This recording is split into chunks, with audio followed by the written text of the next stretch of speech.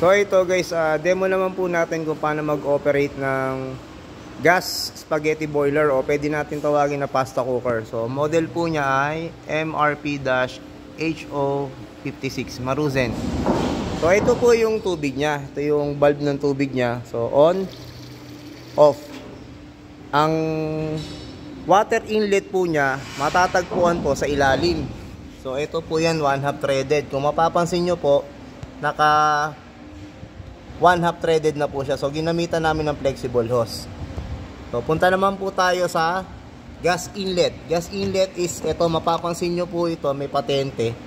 Tapos may brazos adapter 1/2 by 3/8. Pero ito ay 3/8 na po ito sa gas. So yung hose po natin 3/8 pigtail hose, tapos yung kailangan may hose clamp po.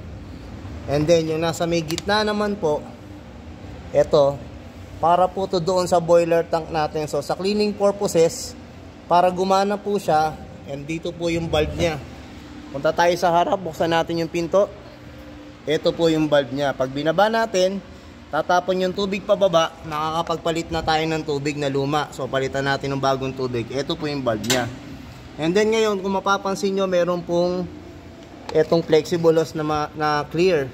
So ito po yung sa overflow niya. So pag may napansin po yung tumapon dito, check nyo na po kagad yung level ng tubig or baka may leak na po dun sa likod. So okay, punta po tayo sa gas valve. So yung gas valve po natin, etong nasa right side. Inulit ko, etong kaliwa, tubig. So on ng tubig, off ng tubig. Gas valve naman po tayo. So ito pong position na to, 12 o'clock. Yan po ang off position. And then itong 10 PM na position, ito po yung pagkakarga ng gas sa pilot. At yung click po ng ignition natin or igniter natin is 9 PM. So expected natin may apoy na po yan kapag ginagamit na po natin. Sa una, matagal po mag-energize ang pilot fire, no? So 9 PM. Kapag umapoy na po yung pilot fire at nag-hold na siya, pipihitin po natin yung bulb papunta dito, 7 PM. Ito po yung low fire. Yung high fire po niya nandito sa 5 PM. Yan, so subukan po natin. So low pressure gas lang po ito. Tulak. And then karga ng gas 10 PM. Wala pa pong click na naririnig. Ngayon, i-click po natin sa 9 PM.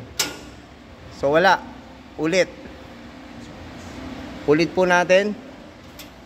Off natin, karga ng gas. 10 seconds, approximate. And then ignite. Ayun, nagkaroon na po. So kung mapapansin nyo, nakatulak pa rin po yung kamay ko. Para mag-energize po yung thermocouple at mag-stay po yung pilot. So pag namatay, ganun pa rin po yung gagawin natin. Ulitin lang po. So approximate 10 seconds. Check natin. 10 seconds. Bitawan natin. At hindi na po namatay yung pilot. Pwede na po tayo mag-operate papunta ng low fire. Yan.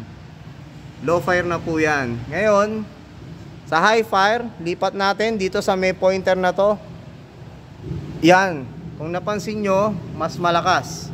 Mas malakas yung apoy. Ayan. High fire po. So ngayon, balik natin sa low. Yan. Sa high. Sa low. Okay, paano po patayin? Tulak lang po ito. May iwan yung pilot. Yan. Pilot. So ngayon, hindi po siya basta-basta mapipihit. Nakalock po siya. Para mapunta natin ng off yung position niya, tulak. Tapos pihit lang po. At mamamatay na po yung pilot. Okay na po siya. So ulit. Karga ng gas sa pilot. And then click. Hold. Pag nag-hold, hindi namatay yung apoy. Pag binitawan, pwede na mag-operate ng low fire at high fire. So balik, low, pilot, off. So ganun lang po kasimple.